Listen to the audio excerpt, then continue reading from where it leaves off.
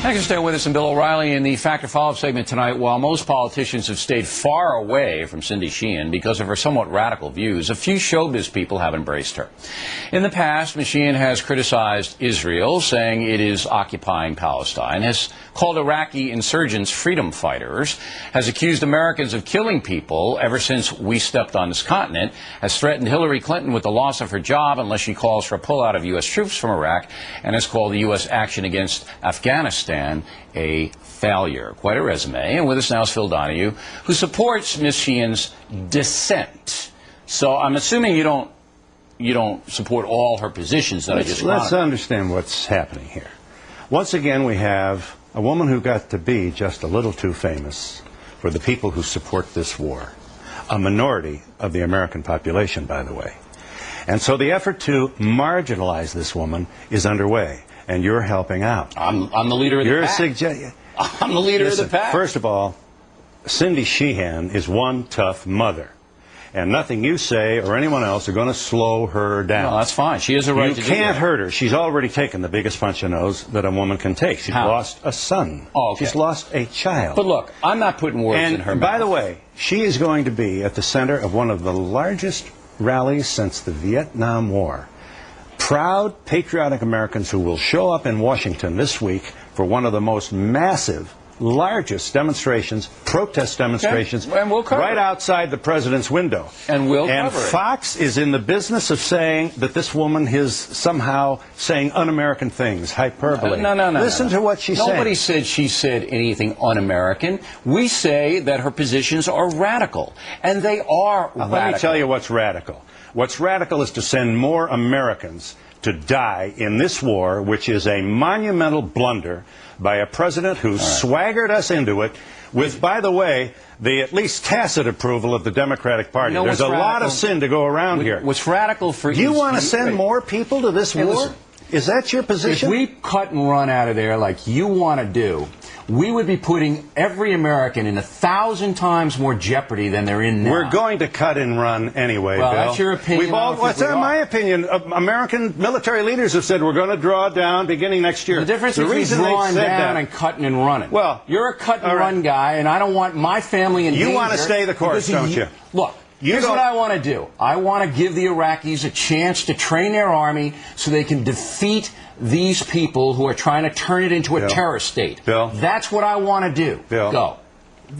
Iraq was not a terrorist state. Oh, no. I hope I don't patronize you for saying guy. Again. He was just a great guy. Saddam was a bastard, but he was our bastard. He wasn't anybody. Donald Rumsfeld shook his hand in the 80s. Well, that's great. You saw the pictures.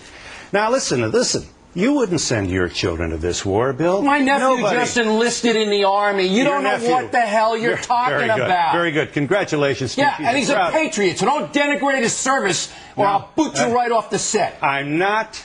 That boy made a decision to serve his country. Do not denigrate him or you're out of here. I'm not Jeremy Glick, Billy.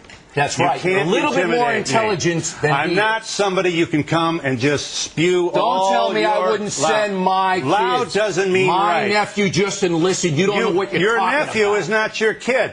You He's are my blood. You are part of a loud group of people who want to prove they're tough and send other people's kids to war to make the case. You have no clue about how to fight a war on terror or how to defend your country. You are clueless, so is Ms. Sheehan. And for Ms. Sheehan to say that the insurgents have a right to kill Americans and you're shaking her hand, you ought to just walk away. How many more young men and women are you going to send to have their arms and legs blown off so that you can be tough and point at people in a kind of cowardly way, take people like Jeremy Glick, who comes on in memory of his parents, and you go off on him like a big bully. Billy, you have to Mr. Donahue, with all due respect, have you apologized to him for that? Baloney. Jeremy Glick came on this program and accused the President of the United States of orchestrating 9/11.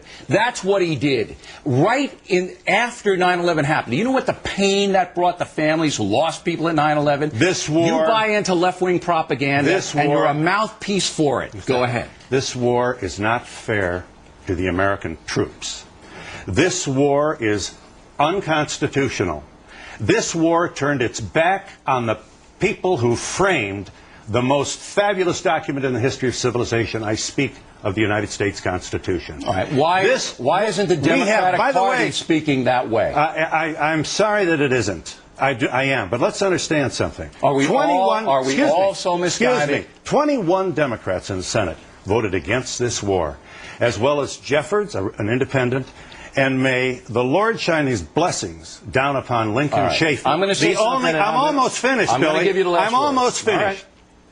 Lincoln Chafee, the only Republican in the Senate to vote against this war. We should be building statues to all these people. October 2002, they stood up to a president, and they knew that, first of all, only Congress can declare war. Why is that unimportant to you, Billy? Listen, why can't you become the patriot that your loud voice proclaims to be and stand behind the Constitution and insist that we never go to war again without the approval and consent of the United States Congress? If they want to take action, they can take action. Now, I'm going to say something. I'm going to give the last word.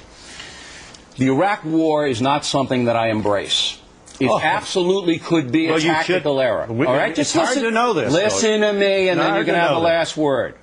Not something they embrace. Could be a tactical error, optional war, and we have not waged it the way I had hoped we would wage it. But what? But we are in a war on terror. We are in a war on terror. Our cause is has nothing to do with the war on terror. Yes, it does. And if you don't understand geopolitics, if you don't understand Iraq would be a terrorist state if we pulled out of there, and you don't know anything. It was poorly planned and poorly executed, but Bill O'Reilly wants to send more kids to fight and die. We've already had almost 2,000. Just let me have the last word. In the last year, two things have doubled. The number of dead American troops in Iraq have doubled from over 1,000 to almost 2,000. You know what else doubled, Billy?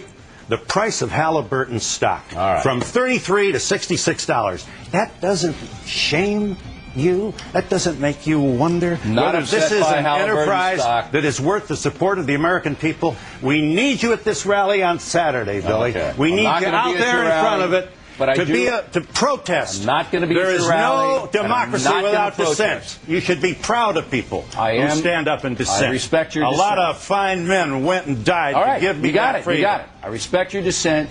I think you're way off in your analysis. You want to send more people to die in Iraq? Is that your want to win the war in Iraq? Win. What does win mean? Means tell me those what win people means. have a chance at democracy. I got to go. How long is that going to take? I got to go. How long is that going to take? Those people deserve a chance at freedom. Thank you for coming in. Right back with an unbelievable story, the growing theory that the flooding of New Orleans was a plot against blacks. Moments away.